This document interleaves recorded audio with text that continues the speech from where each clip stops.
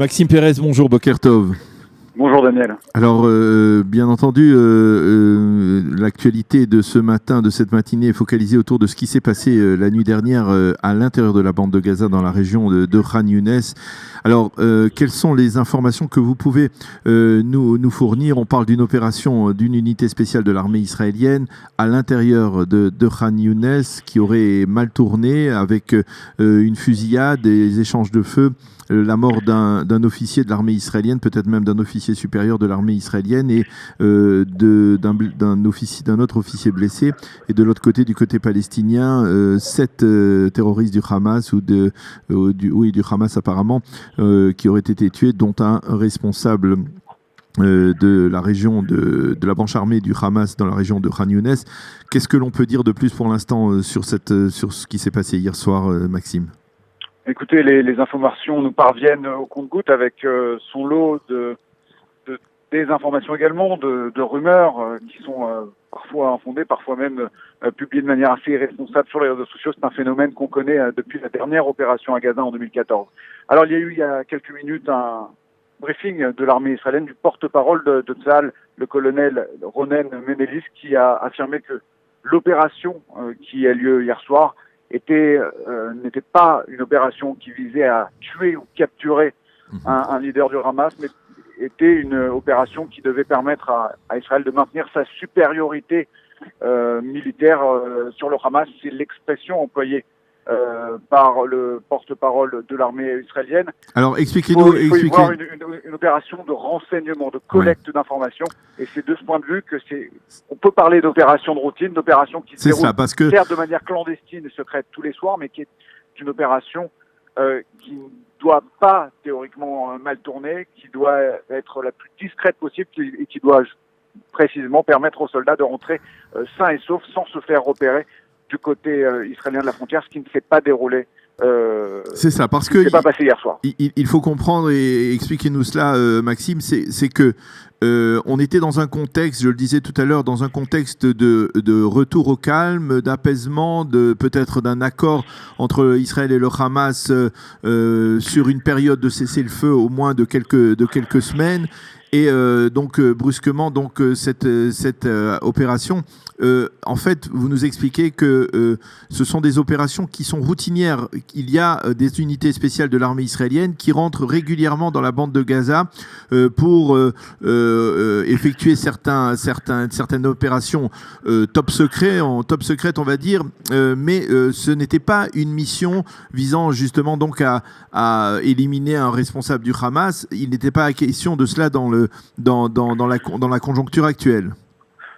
Oui, c'est ce qu'affirme l'armée et certainement dans le but de calmer les ardeurs du Hamas qui hier soir a parlé d'une opération ciblée, d'une liquidation de l'armée israélienne qui, je vous le rappelle, a coûté la vie à Nour Baraké, qui est l'un des hauts commandants du Hamas, le chef, si l'on peut dire, du secteur sud de la bande de Gaza.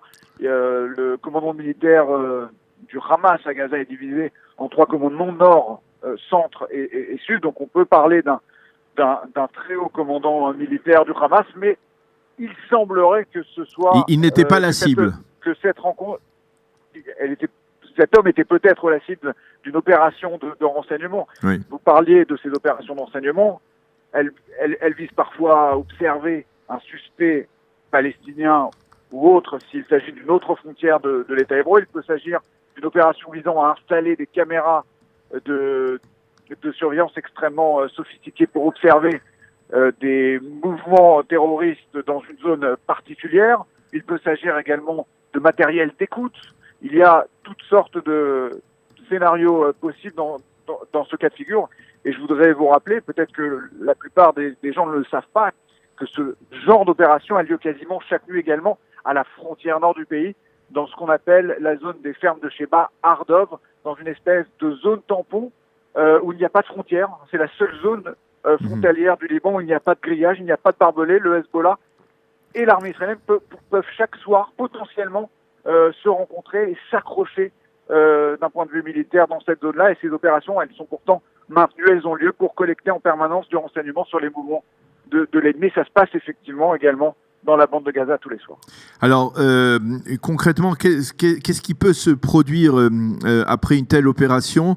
Est-ce que vous avez le sentiment que le Hamas veut aller vers une confrontation, veut venger, ou alors se contenter, on va dire, d'une riposte modérée, entre guillemets, parce qu'il ne veut pas justement dans le contexte actuel envenimer la situation et que quelque part peut-être les Égyptiens tentent de calmer les esprits. Quel est à votre avis, que va-t-il se passer dans les prochaines heures et peut-être dans les prochains jours à votre avis? Vous avez bien fait de le rappeler, il y a ce contexte politique qui est lié aux négociations par l'intermédiaire de l'Égypte pour ramener le calme à la frontière de Gaza. Il y a également une volonté exprimée pas plus tard qu'hier après-midi par le Premier ministre israélien Benjamin Netanyahu de ne pas mener de guerre inutile, et il a explicitement relaté hier, c'était une conférence de presse qui a eu lieu à Paris, la situation dans la bande de Gaza. On le sait, le Premier ministre israélien, malgré certaines oppositions dans son cabinet, notamment celle du ministre de la Défense Victor Lieberman, veut donner sa chance au pourparlers avec l'Égypte. Et la question, évidemment, après ce genre d'incident qui a quand même coûté qui a coûté au Hamas la perte de 7 de ses membres, eh bien, c'est de savoir comment le mouvement islamiste palestinien va réagir. Dans ce genre de cas de figure, il y a également un facteur qui s'appelle l'ego qui compte. Le Hamas voudra-t-il venger coûte que coûte la mort de 7 de ses membres, ou se contentera-t-il quelque part de cette petite victoire que constitue pour lui eh bien, le fait d'avoir repoussé ce commando israélien, cette unité spéciale, en tuant notamment un haut gradé de l'armée israélienne, un lieutenant-colonel, en blessant un autre grièvement.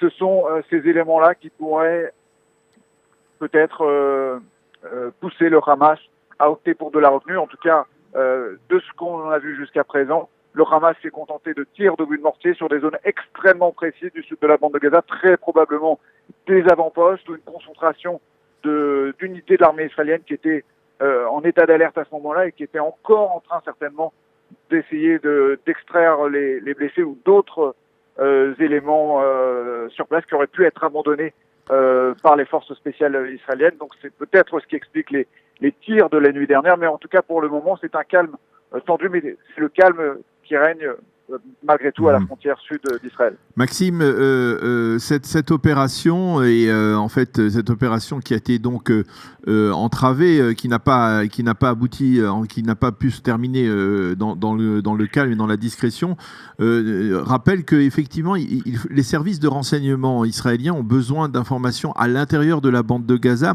et que quelque part on avait justement le sentiment que depuis le retrait israélien du Gush Katif et l'absence de toutes forces israéliennes à l'intérieur de la bande de Gaza, les services de renseignement étaient, on va dire, aveugles ou à moitié aveugles. Ce n'est pas le cas?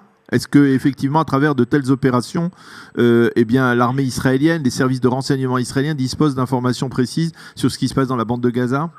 Oui, on a souvent tendance à limiter l'efficacité des services de renseignement israéliens, le Shabak en particulier, au quadrillage qu'il opère depuis des années, notamment dans les zones sous contrôle de l'autorité palestinienne en Judée-Samarie, à travers un vaste réseau d'informateurs. Ce réseau d'informateurs, il existe également dans la bande de Gaza.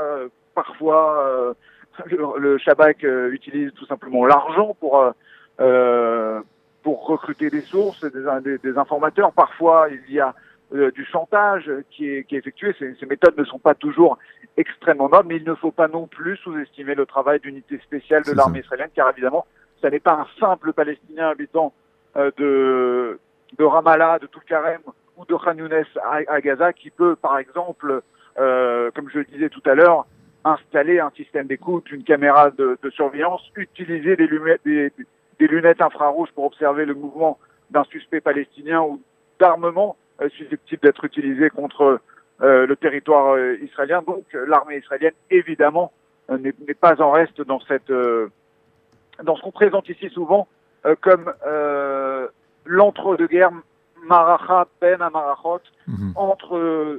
Entre deux cessez-le-feu, il y a un effort continu, d'ailleurs qu'on constate également côté palestinien, puisque le Hamas se réarme, mais l'armée israélienne n'est pas en reste, elle continue d'amasser régulièrement ce qu'on appelle une banque de cibles pour pouvoir en cas d'éruption brutale d'un nouveau conflit, eh bien pouvoir agir de manière rapide et efficace contre une multitude de cibles à Gaza comme ailleurs aux frontières d'Israël.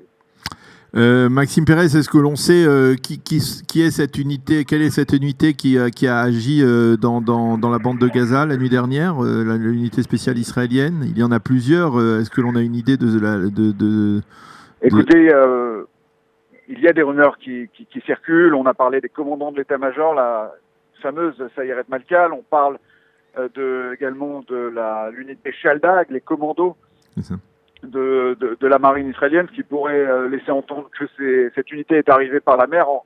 Le secteur en question ne s'y prête pas, puisqu'on parle d'une opération qui s'est déroulée au sud de la bande de Gaza. On a même parlé d'un accrochage armé qui a eu lieu à l'entrée ou même à l'intérieur d'un tunnel. Ce sont les premières infiltrations qui avaient filtré, informations qui avaient filtré hier soir du côté israélien, mais il semblerait que cette opération ait eu lieu au sol. On ne sait pas dans quelles circonstances cette force israélienne est arrivée du côté palestinien de la frontière. Le Hamas prétend, photo à l'appui, mais c'est contestable, que cette unité est arrivée avec un véhicule blanc, mais il est peu probable tout de même d'imaginer que des forces spéciales de l'armée israélienne opèrent à Gaza avec le risque que l'on sait dans une voiture banalisée avec leur uniforme israélien, leur matériel. Il y a eu cette photo également publiée hier soir par le Hamas où l'on voit 2 fusils M16 dans le coffre d'une voiture avec des gilets pare-balles et des sacs qui sont ceux utilisés par l'armée israélienne, mais tout cela paraît un peu gros, un peu fabriqué si je puis dire. Pour l'instant, il y a un flou, il y a également une censure, Daniel. La censure militaire empêche la divulgation d'un certain nombre de détails opérationnels. On saura certainement dans quelques heures ou dans quelques jours ce qui s'est réellement passé hier nuit à Gaza. Eh bien, Maxime Pérez, merci beaucoup de nous avoir éclairé et aidé à comprendre un peu mieux ce qui s'est passé hier soir donc dans la bande de Gaza et rappeler d'une certaine manière, parce qu'on a peut-être tendance à l'oublier, que pendant que les Israéliens dorment, eh bien, il y a des soldats, des unités spéciales de l'armée israélienne qui continuent à veiller à la sécurité de l'État d'Israël de diverses manières, y compris à l'intérieur des lignes ennemies, si l'on peut dire, s'exprimer de cette manière. Merci beaucoup, Maxime, d'avoir été avec nous ce matin et bonne journée. Bonne journée, Daniel.